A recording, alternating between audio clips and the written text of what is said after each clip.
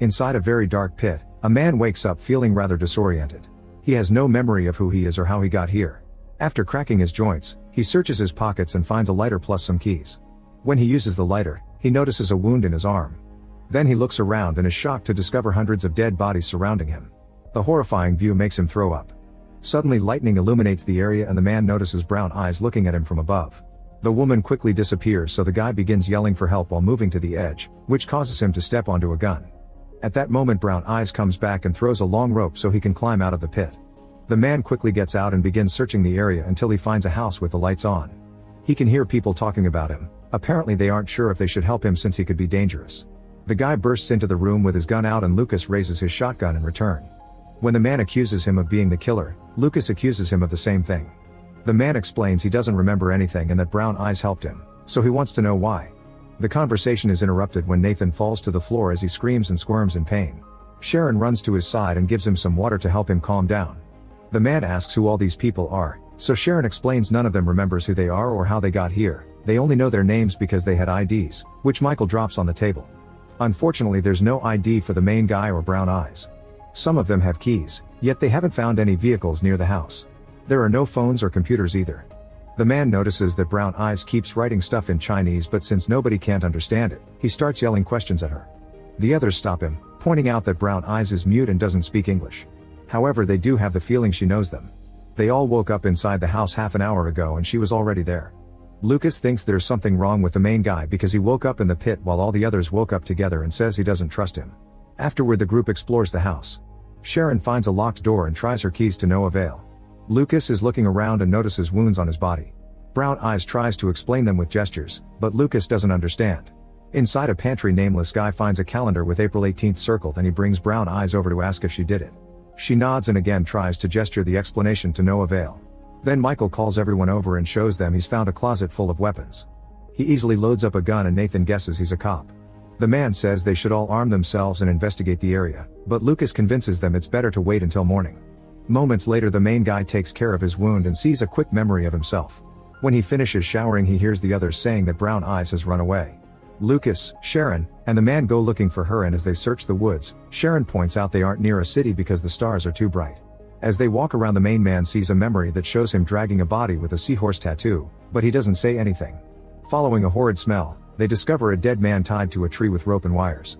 At the house Nathan finds some books in Latin and realizes he can read them.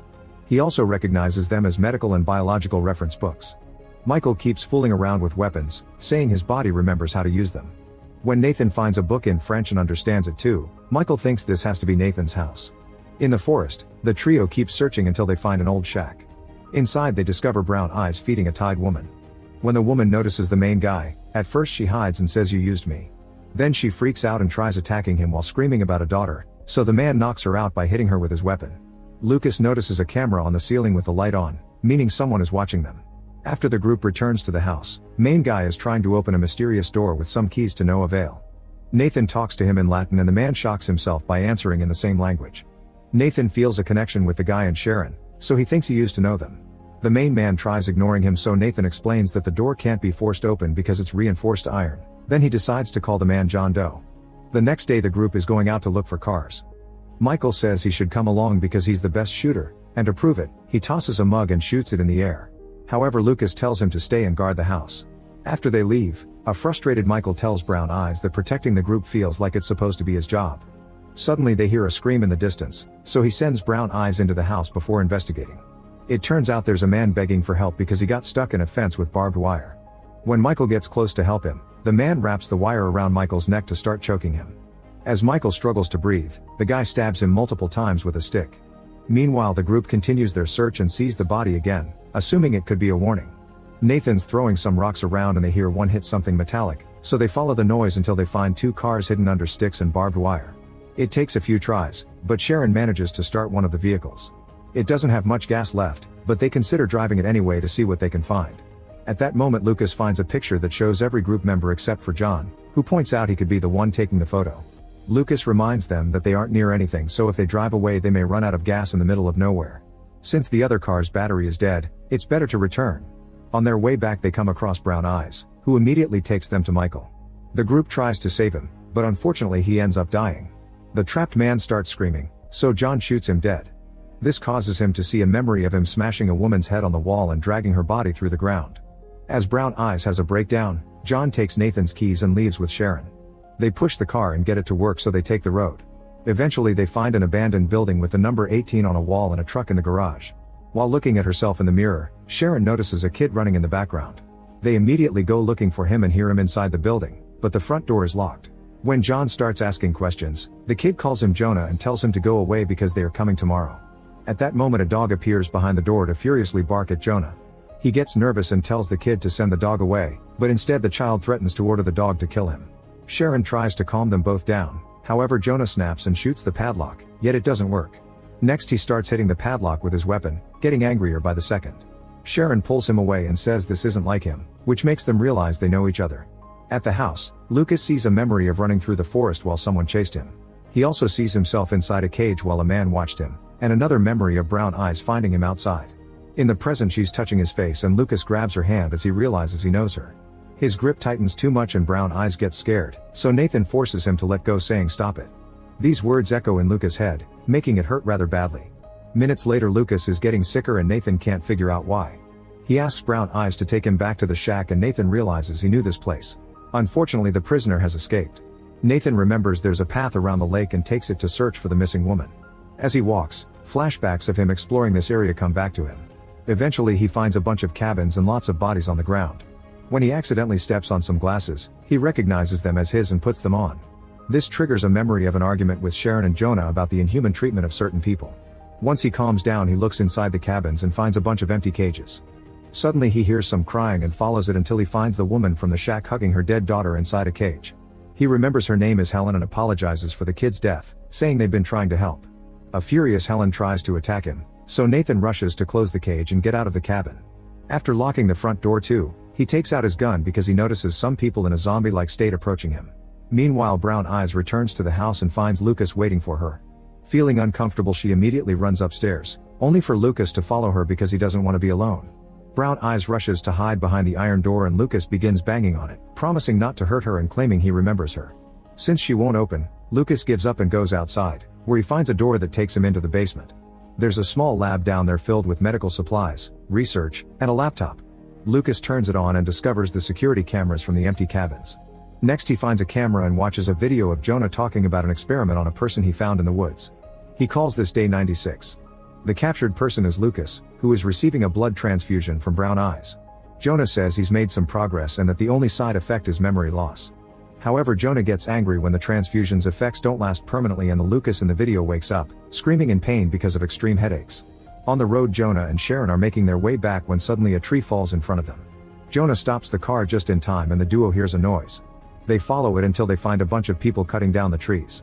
When Jonah tries talking to them, the group screams and starts chasing after them with deadly intentions. Sharon falls as she runs, so Jonah helps her up and together they return to the car. Since it won't start, Jonah begins pushing it and the attackers catch up to him. When they're about to attack, the group sees two bodies hanging from the trees and immediately leaves. Jonah realizes the bodies were hung on purpose to keep people away, working as scarecrows. When the duo returns to the house, Lucas is waiting for them with his weapon ready to shoot. He tells Sharon what he saw and Jonah admits he's remembered doing some bad things. As Lucas shows Sharon the video, he points out his wounds were caused by the needles and Sharon finds the same marks in her own arm. Jonah still doesn't remember, so Lucas knocks him out by hitting him with his gun. Minutes later Jonah wakes up and finds himself being dragged by Lucas, who shoots at the ground to force him to fall in the pit. Among all the bodies he finds the seahorse tattoo and remembers hitting this woman. He also remembers Nathan telling him to take it himself. Another flashback shows Sharon, Michael, and Nathan afraid of him. Lastly, there's a memory of Sharon asking him if he accidentally got blood in his mouth. In the house Lucas is desperate to leave and Sharon notices he's having trouble remembering everyone's names. Then Lucas grabs Brown Eyes in a very inappropriate way and when Sharon tries to stop him, he knocks her down. Brown Eyes runs away and tries to hide behind the reinforced door, however Lucas catches up quickly and doesn't let her lock it. He runs after her and Brown Eyes kicks him down, but Lucas recovers fast and grabs her to make her fall. Crawling on top of her, he kisses her by force. At that moment Sharon fires a warning shot and Lucas jumps through the window to escape. Afterward Sharon goes to the lab and finds all the notes detailing the experiments, which triggers her memories. At the same time Brown Eyes uses rope to help Jonah get out of the pit again. Then she draws the number 18 on the ground and points in the direction of the abandoned building. Jonah realizes they're running out of time and makes her stay in the house while he investigates. Minutes later at the abandoned building, Jonah finds some tents and a picture of the kid with his family. There's a cage with blankets and a box that triggers a memory showing Jonah giving the box to someone and saying this is their last chance. Inside a different box he finds a map, and another memory shows him telling the person to follow the road he's marked. Suddenly he hears some noises and follows them into another room, where he finds two people in a zombified state. The woman roars at him and causes him to drop the car keys, which she picks up and swallows. When she tries to attack him, Jonah shoots her dead. After retrieving the keys from her body, Jonah follows the map and finds the kid with his family trying to leave in their car. An armed old lady knows his name and says he's hurt them all, so she doesn't want him near her loved ones. As the family leaves in the car, Jonah notices a sick teenager freaking out in the back seat. Afterward, Jonah finds the box from his flashback, which contains a bunch of vials. This triggers a memory of Jonah cutting a brain open, followed by him telling the person with the box that the army will be waiting. The car from the memory has crashed nearby and the dead driver is still inside. Jonah carefully reaches inside and finds a map like his. He also finds an important document with his name and a picture of him and Sharon that proves they're a couple. At that moment he hears a car and Jonah jumps out of the way before he gets crushed. The driver is Lucas, who looks incredibly sick. Seeing him makes Jonah remember the day he caught him, and he realizes he hasn't been torturing people. He's a doctor who has been studying infected humans to find a cure. He rushes to take a vial from the box, but before he can give Lucas the injection, he's pushed to the ground. Lucas grabs his neck to try to kill him, so Jonah reaches for a rock and smashes it on Lucas' head. As the man dies in Jonah's arms, the rest of the memories come back.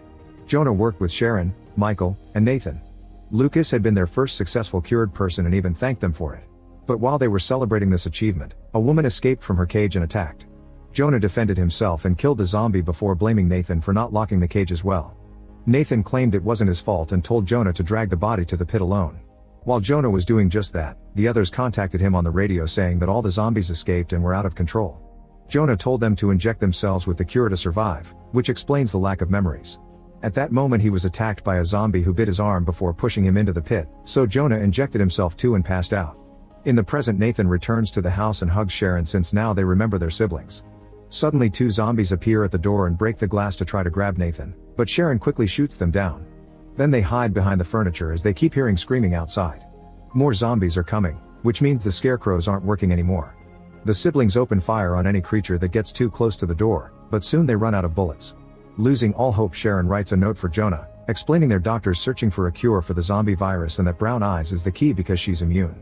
In the hidden room, Brown Eyes is terrified of all the screaming. At that moment they hear a helicopter and all the zombies are killed in seconds.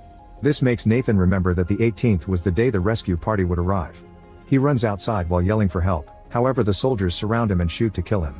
At the same time Jonah arrives and is horrified to see Nathan's death. Then he notices Sharon hiding nearby and runs to reunite with her. They try running away only for a zombie to appear behind them and hurt Sharon. Jonah quickly shoots the creature and the noise gets the soldiers' attention, so the couple runs to hide inside the pit. There both of them get an injection so they can pretend to be dead. Before passing out, they kiss and Sharon gives Jonah the letter. While they sleep, the soldiers throw more bodies into the pit, including the child. Sometime later Jonah wakes up, but Sharon doesn't because she's dead. He finds the gun but steps on the letter, so he doesn't see it. Brown Eyes arrives and throws a rope to rescue him again. Together they cross the forest and find an even bigger pit with thousands of bodies. Make sure to subscribe and turn on notifications so you can watch more videos like this. Thanks for watching.